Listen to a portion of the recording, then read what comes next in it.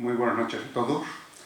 La segunda ponencia de esta quinta jornada sobre el río Guadiana versan sobre el uso turístico y recreativo de los embalses y ríos, estudiando su influencia sobre la ordenación del territorio.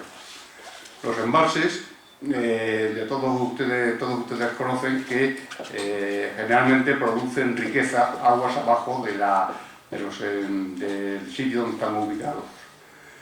Y por el contrario, en el lugar donde se construye el embalse, pues suelen crear pues, unas condiciones más adversas en cuanto al desarrollo de la zona, porque se suelen inundar las mejores tierras de la zona, la zona de vega, y aunque a los propietarios de esas tierras pues, se le compensa adecuadamente, pues evidentemente, por desgracia, mucho de ese dinero no se queda en la zona, sino que sale fuera de la misma, creando unas situaciones de menor desarrollo económico.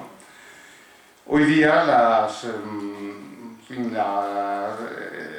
actitudes y los deseos de la sociedad pues están generando una posibilidad distinta, y es el uso de esos embalses como zona de ocio, como zona de deportes náuticos, como zona de caza y de pesca, como zona de tranquilidad en general.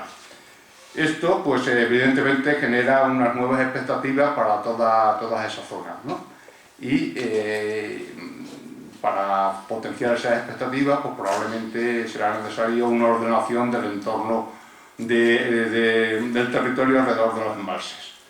Para ilustrarnos sobre este tema, contamos hoy con la presencia de don Julián Mora Liseda, eminente profesor de la Universidad Complutense de Madrid, con un amplio currículum profesional que brevemente pasamos a comentar.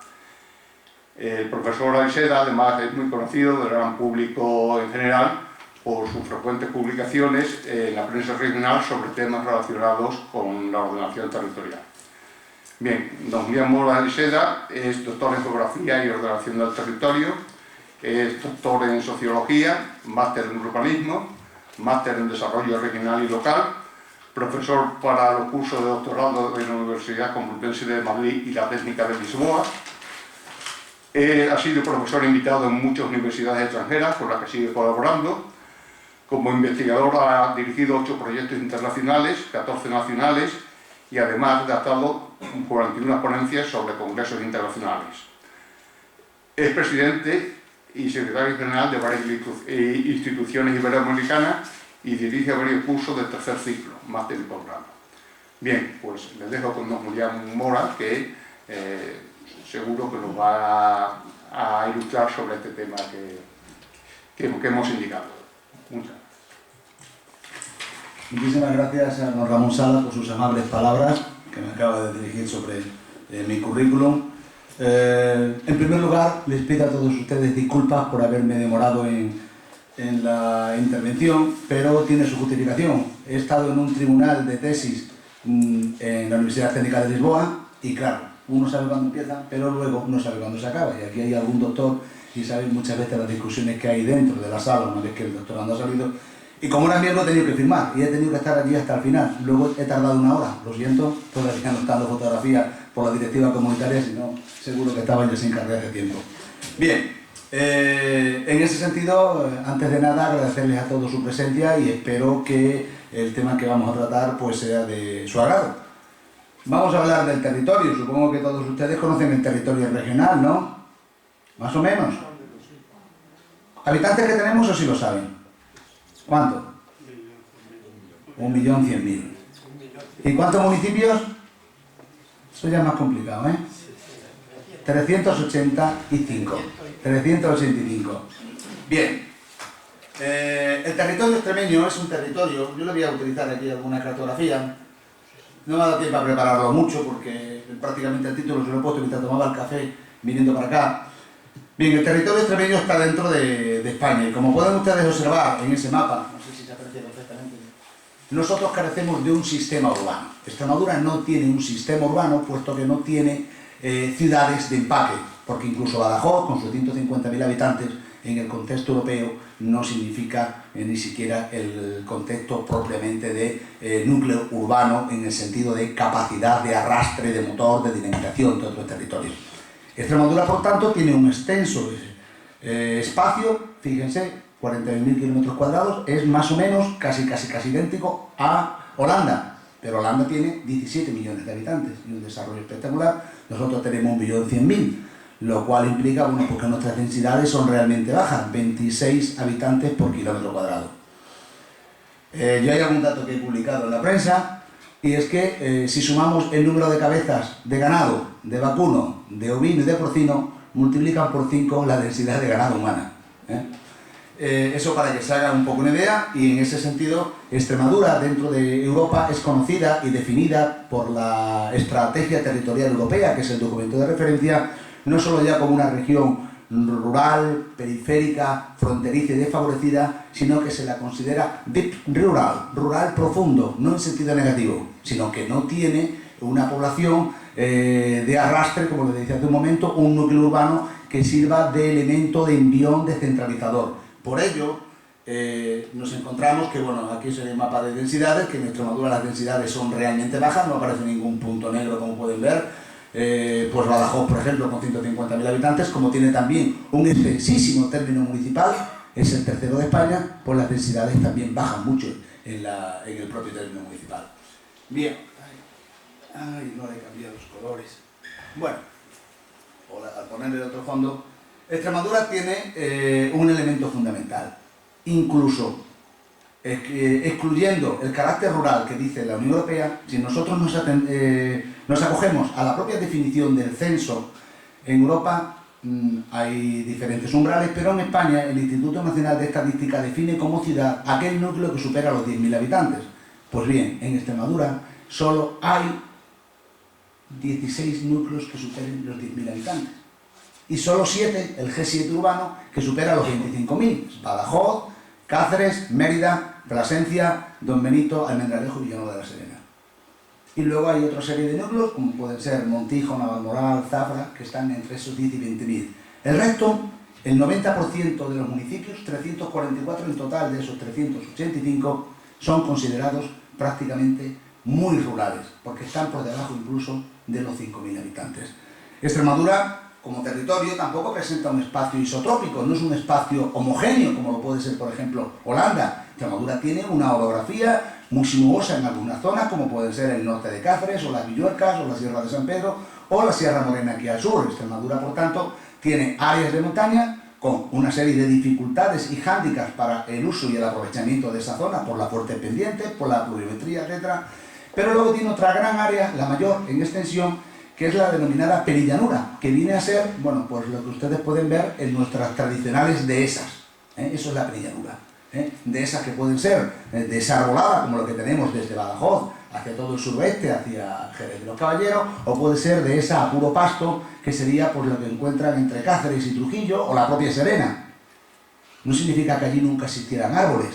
Lo que pasa es que la Mesta, a través de las órdenes militares, cuando la ganadería daba mucho más dinero que la agricultura y se crearon los radioconcejos, esas zonas, digamos, se queman o se arranca el árbol quedando el tocón. Por eso hay alguna finca en la terminología que se llama el toconal. Bien, señalando esto, decir que esta sería la distribución de los municipios. Como pueden ver, 7 municipios tienen más de 25.000 habitantes. Aquí tienen, mientras que 191 municipios, esos que aparecen en color azul oscuro, tienen menos de 1.000 habitantes. Tenemos una distribución territorial realmente curiosa. Ninguna gran ciudad y, sin embargo, muchísimos pequeños municipios que luego vamos a ver cuáles son sus características sociales y demográficas. La situación es realmente complicada. Y en ese sentido, bueno, yo solamente voy a apuntar aquí algunas de las características. Pero una curiosidad, quiero que observen aquí, en cuanto a la distribución, los municipios, aquellos 191 municipios menores de 1.000 habitantes suman el 9% de la población, pero los 7 municipios mayores de 25.000 habitantes acogen al 37%. Si a eso les añadimos los otros 9 municipios que son entre 10.000 y 20.000 habitantes, son el 9%. No tengo aquí para señalar, pero bueno, lo suman. El color ese rosa más el otro azul, tendríamos que la población propiamente urbana, entre comillas, suma 37 más 9, 46, el 46%. O sea que el 54% de la población extremeña es totalmente rural, porque son núcleos inferiores a esos 10.000 habitantes y la mayor parte de ellos, como hemos visto, inferiores a 1.000 habitantes. Bueno, pues esta es la distribución de esas características y, lógicamente, la evolución demográfica entre los años 91 a 2001, estoy utilizando los censos, pero se repite hasta el año 2009. Lo que pasa es que los censos, como ustedes saben, se producen cada 10 años, los años terminados en 1. El próximo año se hará el censo demográfico español del 2011, que se publicará aproximadamente en el 2012. Entonces tenemos que utilizar oficialmente, porque aquí no hay que inventarse nada, los datos son, las estadísticas son las que aparecen, y en los estudios territoriales yo pongo siempre un símil médico.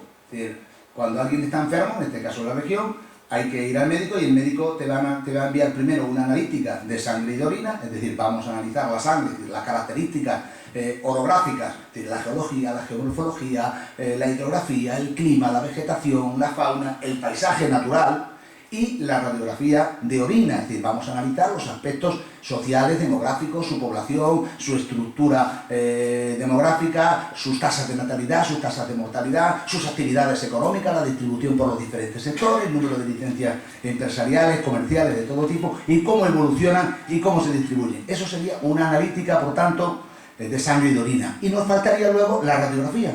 La radiografía, para los que estudiamos el territorio, es nuestra cartografía, igual que para los ingenieros. La cartografía representa de una manera sintética todas esas variables que configuran y entrañan el propio espacio. Bien, pues como pueden observar, el comportamiento de los municipios menores de 1.000 habitantes, fíjense en la media y la mediana, no se fijen en la desviación estándar, porque siempre hay un municipio menor de 1.000 habitantes que está cerca de un núcleo urbano y entonces tiene crecimiento positivo. Pero en general, si ustedes se fijan en el color, el azul y el violeta, no, soy un poco daltónico, no sé si realmente es azul y violeta, Bueno, además también soy muy simple, domino 4 colores, cuando mi mujer me habla del fucsia ya no llego.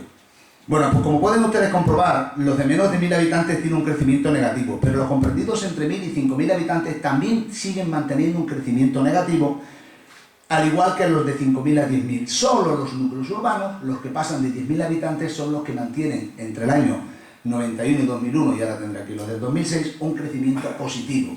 Es decir, el 90% de los municipios extremeños está en una fase de regresión demográfica que a su vez provoca un declive económico.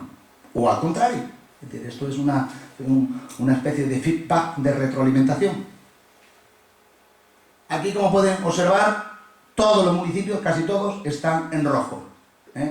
Es una especie de cáncer demográfico con metástasis. Para que se hagan una idea, solo aparecen en verde algunos municipios del norte de Cáceres, como Talayuela, Navalmoral, lógicamente Cáceres y algunos municipios que aparecen ahí en verde más oscuro de su entorno, es decir, Malpartida, Casar de Cáceres o Sierra de Fuentes, y aquí aparece Badajoz, Olivenza y algún municipio como Almendralejo, Zafra o Don Benito Villanueva, que tienen un crecimiento un poco más bajo en ese momento, pero que luego experimentan un crecimiento superior. Como ven, hay una especie de recuperación entre el año 2001 y el 2005. Ya empezamos a ver que la metástasis ocupa menos espacio. Los municipios experimentan un cierto crecimiento, pero reparen que aunque ustedes vean mucho espacio, en realidad no son tantos municipios, son muy poquitos, son las ciudades. Lo que pasa es que los términos municipales son muy extensos. El de Cáceres es el segundo término municipal mayor de España. Ahora otra vez es el primero, porque ahora el de Lorca se ha extinguido. Y el de Badajoz, que era el tercero, continúa el tercero. Estamos hablando de términos municipales que son superiores a la provincia de Vizcaya. Fíjense que en algunas partes se pelean por territorio, nosotros nos sobra. El otro que aparece aquí en verde en el centro, bueno, yo creo que se me escucha, ¿no? Sí. Esto es Cáceres, esto es Trujillo, estos son los pueblos del entorno de Cáceres que les señalaba hace un momento, esto es Badajoz, esto es Olivenza, este es Mérida, este es Don Benito, este es Villanueva y este Quintana. Y aquí algún otro núcleo como A ver, ¿quién me identifica este? No, ¿quién me identifica? Llerena. Y este es Jerez del Cabriel. Bien, sí. Son realmente muy pocos algunos municipios del norte de Cáceres, Navalmoral, Talayuela, algunos de La Vera, lógicamente Plasencia, el entorno de la partida de Plasencia, Coria y Moraleja. Prácticamente los núcleos urbanos. El resto del territorio sigue en franca decadencia. No tenemos en ese sentido una movilidad, unas dinámicas que puedan cambiar las tradicionales tendencias. Aquí se observa algo fundamental, la edad media. La edad media, es decir, la población más envejecida, más alta, con más de casi 50 años, está aquí, no sé si está aquí, mira, estaba yo buscando aquí. Se da en los municipios menores de 1000 habitantes. A medida que vamos aumentando el número de habitantes, hasta llegar a las ciudades, la edad media va bajando, es decir, tenemos más población joven. Las ciudades se están acaparando a la población joven frente a los núcleos rurales que lo que tienen son tasas muy elevadas de envejecimiento. Piensen que muchos municipios del norte de Cáceres o de la mal denominada Siberia, yo prefiero denominarla los Montes de Guadiana, porque es así la toponimia local, la zona de Herrera del Duque, Fuenlabrada de los Montes, Lechosa de los Montes, Horcajo de los Montes, pues esas zonas tienen hasta un 35% de población mayor de 65 años. Pero es que la población menor de 16 solo supone el 7%. Estamos en una pirámide invertida. Así ocurre con casi toda la penillanura cacereña, con la zona de La Serena, con la Sierra de Gata, la Sierra de San Pedro, prácticamente todo el territorio. Es decir, la única o la mayor parte de la población joven se concentra en estos núcleos urbanos. 16, 7 mayores de 25.000 y 9 entre 10.000 y 25.000. Aquí tendríamos la representación, los que aparecen en verde son los municipios prácticamente anteriores y como ven se concentran, y esto lo vamos a relacionar con los embalses, en Las Vegas del Guadiana, en la capital de provincia de Cáceres y en los valles fluviales también, Plasencia, el valle del Tietar y el valle, la zona de Coria, el valle de la Laguna Rago.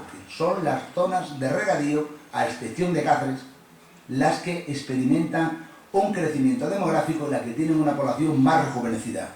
El impacto que señalaba hace un momento el moderador, el impacto positivo de los embalses, ya sé que aquí a lo mejor hay algún ecologista, le diré que los embalses no son todos negativos, toda actuación humana tiene su parte positiva, su parte negativa, habrá que ponernos en la balanza, y los embalses, luego podemos entrar en el debate, tienen más parte positiva en regiones como la nuestra que negativas, tanto desde el punto de vista social y económico como desde el punto de vista incluso ambiental, por la mayor biodiversidad. Les adelanto, por ejemplo, que piensen un momento en Orellana. Orellana es declarado por la UNESCO como zona Ramsar, como área de gran calidad ambiental, porque sus islas permiten la nidificación de aves, permiten, al margen de la alimentación, el granero que encuentran abajo en todas las vegas, vegas altas y vegas bajas. Bien, la tasa de juventud tiene el proceso inverso a la de envejecimiento, es decir, los jóvenes se concentran y superan el 20% en los núcleos urbanos. Tenemos más del 20% de jóvenes. Estas son las medias, es decir, que hay núcleos urbanos que suben un poquito más, pero más o menos se mantienen. Pero hay núcleos rurales que realmente, piensen que tenemos núcleos rurales en el norte de Cáceres, en la Sierra de Gata, donde la edad media supera los 66 años. Claro, son pequeñitos. El último niño nació hace 24 años. Y ya con lo que queda, pues no creo que vaya a crecer ninguno más. Es decir, la incapacidad reproductiva de quienes viven, y algunos incluso hasta se les ha olvidado cómo se hacen, ¿no? Y en ese sentido, ahí estaría otra vez donde se concentra la tasa de juventud. Vuelve a estar en Las Vegas del Guadiana y en los principales valles fluviales. Cáceres no aparece, pero no aparece porque, claro, la estadística tiene esos cortes. Le faltan 3 centésimas, hay que señalarlo. Estaría entre la población con tasa de juventud. Aquí tendríamos la tasa de envejecimiento, como les decía antes, por encima del 30%, siendo en algunos municipios hasta el 60-70% superior a los 65 años. La población ocupada. Pues la población ocupada se concentra también fundamentalmente las mayores tasas en las ciudades. Hay un proceso de creación de empleo, lo que pasa es que en nuestro caso de Extremadura el empleo está muy ligado al sector servicios y fundamentalmente a un sector servicio muy hipertrofiado, que es el sector servicio de la administración pública, y que lógicamente al estar en las ciudades son en esas ciudades donde hay el mayor número de empleados por el efecto multiplicador o sinérgico que genera. La población no cualificada, pues como pueden ver en el mapa, la población no cualificada en su mayores porcentaje se da aquí en los núcleos menores de 1000 habitantes y va descendiendo a medida que va creciendo el número de efectivos demográficos en nuestras ciudades. Por lo tanto, en nuestras ciudades la población no cualificada tiene un porcentaje menor, aunque todavía es significativo, ¿eh? Ese es el gran problema de nuestra región. Tenemos pocos elementos demográficos, somos pocos habitantes, pero el gran problema es que no tenemos recursos humanos. La diferencia entre un elemento demográfico y un recurso humano está fundamentalmente en la formación. Quien tiene formación asimila la información, quien asimila la información genera capacidad para transformar, para crear, para innovar. Eso es clave y eso es lo que nos aleja todavía de las medias, por muchas autovías que tengamos magníficas o por mucho AVE cuando llega que vayamos a tener. Es decir, eso no genera desarrollo por sí mismo. Bien, la accesibilidad a los núcleos urbanos pues todavía es muy amplia en la zona central, a los principales núcleos urbanos, a esos que superan los 25.000 habitantes, pero todavía pueden ver ustedes que hay áreas que están muy alejadas en cuanto a tiempo, en cuanto a distancia en vehículo, de esos principales núcleos urbanos. Todavía en Extremadura tenemos áreas, como esta zona norte, en posición remota o marginal, o como también lo encontramos en la zona de los montes del Guadiana o el sur. Es decir, prácticamente esto también explica que muchas zonas periféricas de nuestra región emigre y tenga, digamos, como área comercial, como área de influencia en aquí abajo a Sevilla. Por esta zona tiene a Ciudad Real o Talavera y por aquí, por esta zona norte, hacia Salamanca. Es decir, hay una pérdida importante en ese sentido. Bien, no voy a extenderme mucho más en esto. La accesibilidad también está condicionada, lógicamente, por la distribución de las vías de comunicación, fundamentalmente las que son arterias fundamentales, como las de alta capacidad, exclusivamente las autovías. Y aquí es donde se apreciarían los tiempos que antes señalaba. Es decir, que tenemos áreas que están a más de una hora de los principales centros que les abastecen de equipamientos y servicios, y equipamientos en muchos casos de gran necesidad, como pueden ser los hospitales. Esta sería la distribución de los núcleos urbanos en la región y de los núcleos rurales, en diferentes colores. Pero ahora le voy a señalar que están todos en torno a las grandes vías. Las grandes vías, las autovías digamos construidas y las futuras autovías directamente de ámbito nacional, son las que están, digamos, condicionando y apoyando la ordenación del territorio hecha desde los romanos. La ordenación nuestra del territorio se planifica en la época de los romanos y se continúa con la división provincial como gran error allá por 1833, y nosotros lo continuamos ahora como si nuestro modelo territorial fuera ir en burro todavía o en un tren, bueno, el tren no ha cambiado tanto, o en un tren que tarda tantas horas en llegar. Bien, en este sentido la futura red viaria extremeña, ¿qué hace? Que nos va a comunicar perfectamente con el exterior. Tenemos una buena red de autovías. Cuando se concluya la autovía, a ver si cuando se construya la autovía del Levante y la autovía de Badajoz, Córdoba, Granada, que son prioritarias para la salida de nuestros productos y la conexión desde Portugal con el Atlántico Mediterráneo, con también la otra parte sur del Mediterráneo. Bien, cuando concluyamos esto, Extremadura tiene una red de autovías magnífica. Ustedes dirán, bueno, y es que por aquí no tiene continuidad hacia Valencia de Alcántara. Mire, si hacemos una autovía de 100 kilómetros hasta aquí, solo vamos a tener 16.000 habitantes. ¿Merece la pena una autovía? Bueno, ya si alguien me lee sabe lo polémico que soy en eso. Es decir, hay necesidades más acuciantes y que generan más desarrollo que las propias infraestructuras, porque al final, si solo empleamos el dinero en echar cemento y alquitrán, nos quedará cemento y alquitrán, y la población seguirá enviándose fuera. Bien, esta es la distribución de los núcleos mayores de 5.000 habitantes. No es una mala distribución la que tenemos. Tenemos aquí, a ver, en la zona norte Plasencia, hacia el centro Cáceres, y aquí en el centro de la región tenemos una serie de núcleos urbanos perfectamente consolidados que pueden ser articulados, como son Badajoz, Mérida, estamos hablando de 150.000 habitantes, 56.000, casi 70.000 los Benito Villanueva, y Almendralejo, Zafra, Los Santos de Mimona, que también forman casi un aglomerado urbano por la proximidad en torno a esos 60.000 habitantes. Bien, el resto del territorio, aunque no voy a extender mucho la comarcalización, podría pivotar en torno a estos núcleos urbanos si se lleva a cabo un proceso de ordenación territorial para explotar adecuadamente nuestros recursos. La ordenación del territorio es fundamental. ¿Por qué? Porque nos va a permitir relocalizarnos sobre ese espacio, aprovecharlo de una manera mucho más racional, mucho más eficiente y desde luego mucho más equitativa para que no haya población que quede al margen del desarrollo. Es injusto que exista una población que pueda acceder a casi todo y otra población que queda excluida o marginal. Bien. Y aquí tenemos la mayoría de esos núcleos rurales que, como pueden ustedes observar, dominan prácticamente el mapa. Mientras que los núcleos urbanos son muy poquitos, y ya les digo, en términos de tamaño, aquí si no hemos viajado, pues nos parecerá que Badajoz es muy grande.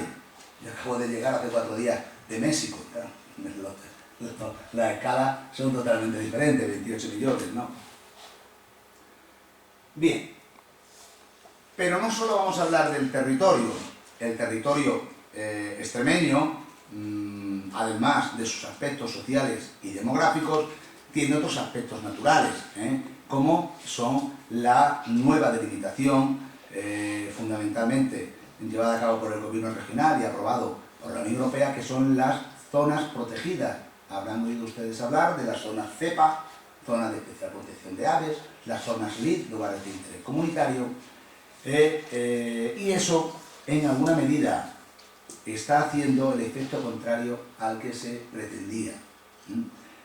Casi todos somos conservacionistas, por naturaleza, o deberíamos serlo, pero curiosamente, cuando al paisaje le dotamos de una serie de limitaciones de tipo administrativo, donde decimos que tiene que estar intocable, o que paisajes como este, de la peninalura trujillano-cacereña o de La Serena, todavía se atreven algunos a decir que La Serena, conocen toda La Serena, ¿no? O la peninalura trujillano-cacereña, me dicen que ese espacio de estepa es natural, yo es que me llevo las manos a la cabeza. Pero claro, nunca vienen a estos sitios. Mira que me gusta la pelea. Es que, como les decía antes, nuestras zonas de pastizal no son zonas naturales, son zonas antropizadas, alteradas por nuestros antepasados a lo largo de la historia, porque tenían otra visión productiva. Y entonces las órdenes militares son las que, como decía hace un momento, queman estos lugares para conseguir mejores pastos para el ganado. Por lo tanto, esa zona esteparia, que ahora dicen esteparia natural, no señor, no tiene nada que ver con las estepas de otros países. Esta es una zona que tradicionalmente, si leen el libro de Montería del rey Alfonso XI o leen cualquier documentación medieval, verán que estos paisajes estaban realmente cubiertos de vegetación de quercíneas, alcornocales y encinas, fundamentalmente, y matorral, que era el montepano. Por lo tanto, hay aquí una alteración que lo que está haciendo es que muchos territorios que, digamos, ahora se trata de preservar, se está produciendo el efecto contrario, porque al delimitar los usos, y más que al delimitarlos, los limita. Si se habían conservado perfectamente las sierras de San Pedro, muchas de nuestras dehesas del sur de la zona de Jerez, es porque tradicionalmente en esa compatibilidad de uso agrario, ganadero, forestal, cinegético, etcétera, etcétera, a lo largo de la historia se sabía que no podía tener y ultrapasar determinada carga, y siempre se había mantenido. Ahora, al querer los tecnócratas y burócratas, y digo burócratas con toda la de la ley, al querer delimitar de una manera arbitraria y fundamentalista este tipo de espacios y limitarlos en sus usos, ¿qué está ocurriendo en Extremadura? Y han visto ustedes lo que pasó hace 4 años con los fuegos, que se quemaron más de 25.000 hectáreas. ¿Por qué? Porque ya la dehesa, una vez que deja de tener uso, eso se acaba poblando de matorral y luego ese matorral está sirviendo para la expansión del fuego. Bien, me vamos a centrar en el agua. El agua tiene en todos lados una importancia vital. El territorio no se entiende sin el agua. Piensen que las grandes civilizaciones todas han estado en torno a los grandes ríos. La primera civilización, la mesopotámica, con las primeras ciudades, Uruk, Marduk, etc., donde está ahora Irak, entre el río Tigris y Éufrates, sentada ahí. Después, en el valle del Nilo, los egipcios. Después continúa, y si ven ustedes la red de ciudades en el ámbito mundial, todas están en torno a los grandes ríos. París en el Sena, algunas están un poco más alejadas, pero siempre hay una proximidad a las cuencas fluviales, o si no, hay una derivación a través de canales para esa ciudad de la permanencia y necesidad del agua. El agua tiene una importancia cada vez más fuerte, cada vez existe una preocupación, no tanto por la cantidad, que también, pero la cantidad saben ustedes que en los climas como el nuestro, que son de una gran irregularidad interanual e incluso interestacional, hemos tenido años de sequía, luego este año corriente, no año meteorológico, pero el año corriente, en nuestro invierno y nuestra primavera han sido excepcionalmente húmedas, pero no más húmedas que nunca. Cuidado cuando nos hablan del cambio climático. El cambio climático viene desde siempre, y cualquiera que sepa geología y conozca los periodos geológicos sabe que la Tierra está en perfecto y permanente cambio.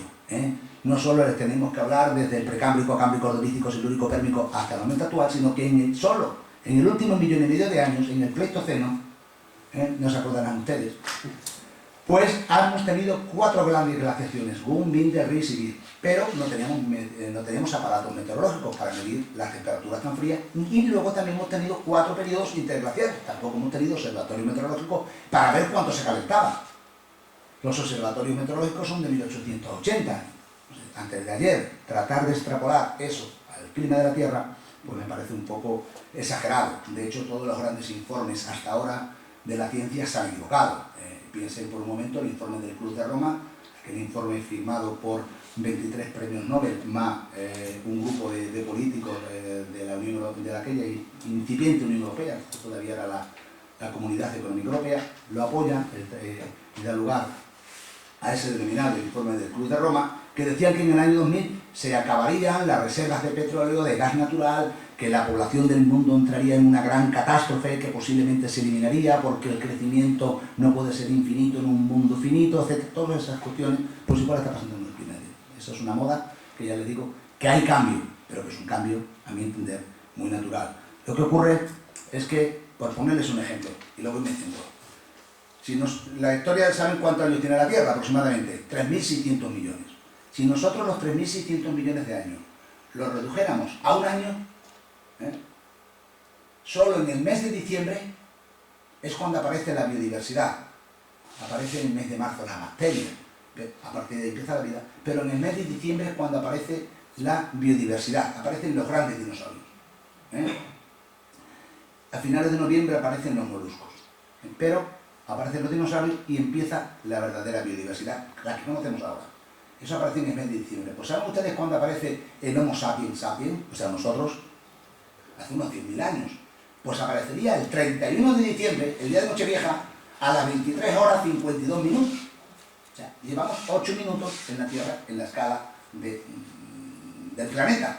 ¿Qué ocurre? Que nosotros pretendemos todo medirlo bajo la perspectiva de nuestra edad media. Nuestra edad media son 80 años. Reparen un momento. Piensen que se sientan frente al mar durante un minuto, solo un minuto, que su vida es de un minuto, están frente al mar sentados. Van a ver que las olas vienen y van permanentemente. Pero ahora hagan el otro ejercicio. Como su vida es tan corta realmente comparada con la Tierra, que usted vive 1/1000ª de segundo y está frente al mar. ¿Qué le parecerá al mar? Una fotografía que no se ha movido, porque es 1/1000ª de segundo. Pues eso nos pasa a nosotros. No nos estamos dando cuenta que la Tierra está permanentemente con movimientos tectónicos, con el desplazamiento de las placas, de las dorsales oceánicas, que eso genera procesos de vulcanismo, procesos sísmicos. Solo entendemos de vez en cuando pues, un terremoto en Chile o un terremoto en Turquía, y así lo vamos viendo cada 3-4 años. Pues eso es el proceso normal. Pero eso también va acompañando al clima. Porque el clima que nosotros tenemos está cambiando desde hace 15.000 años, desde que pasamos desde el Paleolítico, que vivíamos en cuevas, y cuando toda Europa estaba cubierta por hielo, y toda Europa y todo el norte también de América. Por eso los indios atravesaron por el estrecho de Bering y se fueron extendiendo por toda América.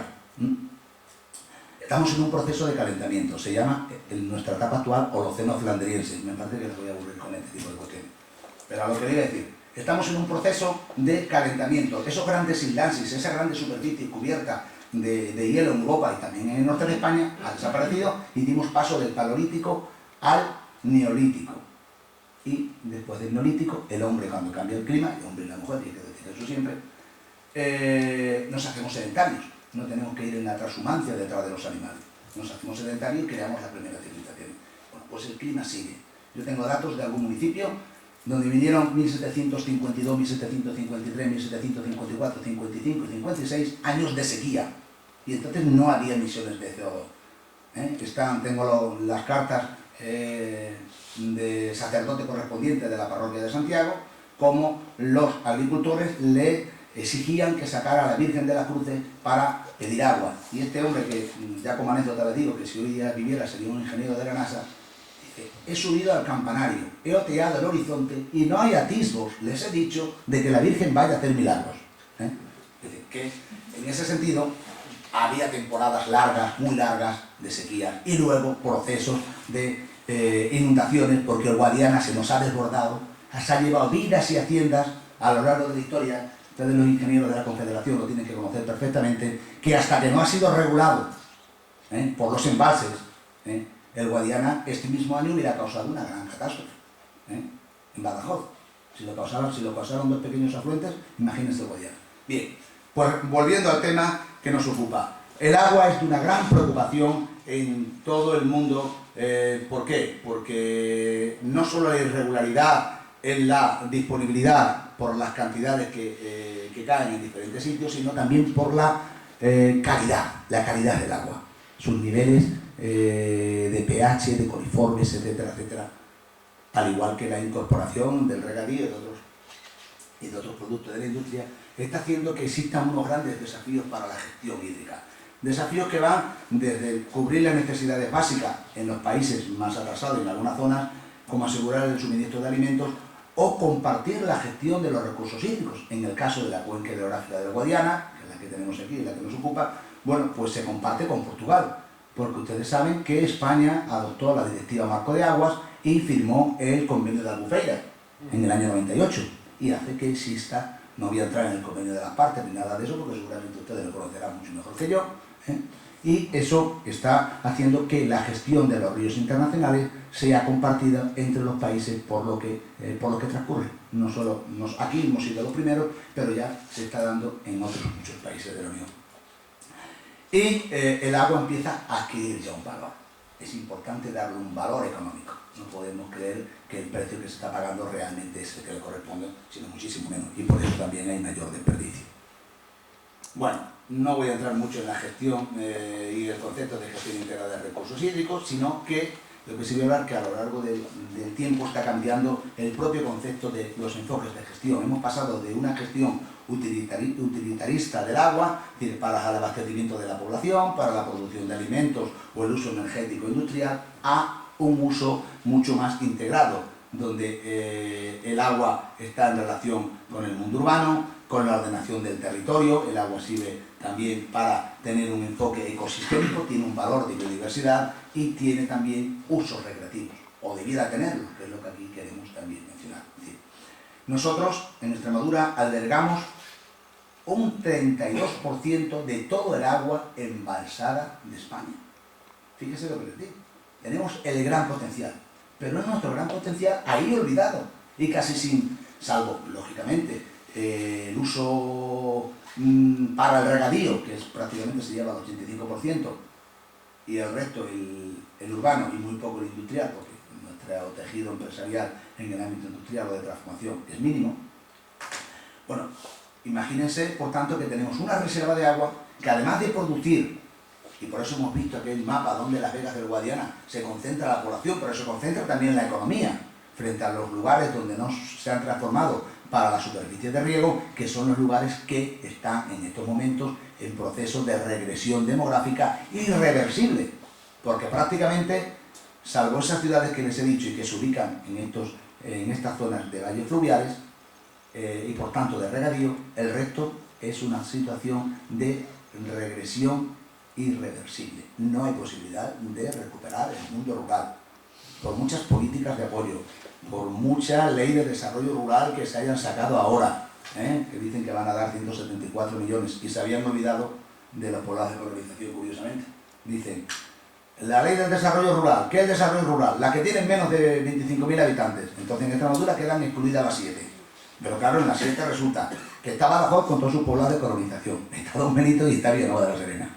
Bueno, por favor, ahí donde hay realmente núcleos de población y de colonización, denominados así, donde la población sí que es fundamentalmente agraria, y a la que tendría que ir destinado prioritariamente, pero como se encuentran dentro de un ayuntamiento de Madrid, se les excluye. Bueno, hoy precisamente me hacía una entrevista en la radio para ver si podemos cambiar, al menos darle un carácter de excepcionalidad, que en ese tipo de poblados también se aplica la ley de desarrollo rural, porque son los que estaban realmente enfocados y creados para el desarrollo agrario. Bien, en este sentido, las cuencas hidrográficas, como la del Guadiana, tienen que tener ese enfoque, como decía, enfoque sistémico. ¿Por qué? Porque el agua no solo es el agua que corre o el agua que está embalsada, es que el agua condiciona la vida no solo de los ecosistemas y del medio natural, sino que merced al agua hay una distribución de los asentamientos urbanos y rurales. La población está en torno a nuestros cursos fluviales. Hay también una monoespecialización en determinados cultivos. Hay una serie de agroindustrias que se desarrollan, por lo tanto está ligada también a las actividades económicas. Donde no hay agua, no hay vida, piensen siempre en eso. Y donde se acaba el agua, se acaba la vida. Bien, y en ese sentido, bueno, pues el agua es el elemento clave dentro del subsistema social. No voy a entrar aquí, ahí pueden ver lo que significa, como dentro del subsistema económico, como del subsistema demográfico y el del ambiente natural. El agua, por tanto, es fundamental y es importante cuando vayamos a hacer un planeamiento y un uso y gestión de esa agua, conocer cuáles son los usos de los embalses aguas abajo, cuál es la distribución de la población, cuáles son las actividades económicas y cuáles son también las posibles alternativas. Por tanto, tenemos y considerar lógicamente elementos como el suelo, determinados tipos de suelo son aptos para el regadío, otros no, por eso la tierra de barro no se convierte en regadío, porque el barro tiene un fuerte componente de arcilla y la arcilla impide lo que se llama la percolación del agua hacia abajo, y entonces se provoca el encharcamiento permanente que hasta los tractores quedan enganchados frente a las vegas de Guadiana, que como saben ustedes, esto eran, por eso lo ven tan llano, esto eran dos grandes lagos, las Vegas Altas, el denominado lago Sereniano, de Hernández Pacheco, el geógrafo físico, y las Vegas Bajas, que es el denominado lago Augustano. Es decir, ¿por qué?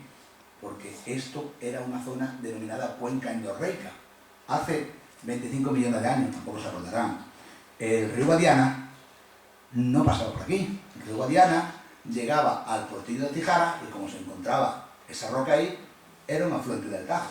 Pero con los últimos movimientos alpinos se fractura y el río Guadiana encuentra acomodo, y a estos dos grandes lagos, que se nutrían de las aguas que caían de la Sierra de San Pedro o de la Sierra de Montanche, como no tenían salida al mar, eran lagos, por eso se llaman cuenca endorreica, sin salida al mar. Cuando el Guadiana llega, lo sobrellena, lo sobrepasa, vierte el agua, sigue como auténtico colector, sigue hacia las vegas estas en las que estamos, hacia la Vega Paja, la colmata de agua, y actúa ya como emisario de salida al mar por Ayamonte. Bien, por lo tanto, esos suelos que nosotros vemos aquí, como las vegas de Guadiana, son suelos, como pueden ustedes ver, no solo muy llanos topográficamente, sino que tienen un componente arenoso y también de arcilla de los correspondientes depósitos a lo largo de los miles de años que estaban funcionando ese sistema lacustre. Y los que sean ingenieros supongo que me dirán, vaya tostón que nos está dando este hombre, si eso ya lo conocíamos. Pero como supongo que todos ustedes no son ingenieros, y algún ingeniero nuevo tampoco lo sabe a lo mejor. Bien, no voy a entrar. ¿Qué ha ocurrido con el Guadiana? El Guadiana ha tenido un aprovechamiento fundamentalmente de regadío y ha transformado casi en las dos vegas en torno a las 180 o 190.000 hectáreas. No hay acuerdo todavía ahí entre si utilizamos el censo agrario u otra fuente, pero vamos, debe estar por ahí, cerca de las 200.000 hectáreas, que es la que permite este desarrollo, porque además de la producción es también la transformación que se está dando todavía de manera, digamos, incipiente, pero se está avanzando en ese sentido.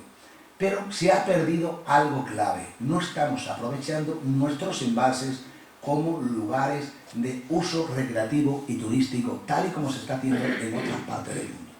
O incluso, muy cerquita de aquí, pasando la raya, Alqueva, que se acaba de inaugurar en el año 2002 y ya tiene desarrollo turístico y mucho más que va a tener, porque hay previsión de constituir lo que ellos llaman aldeas de agua.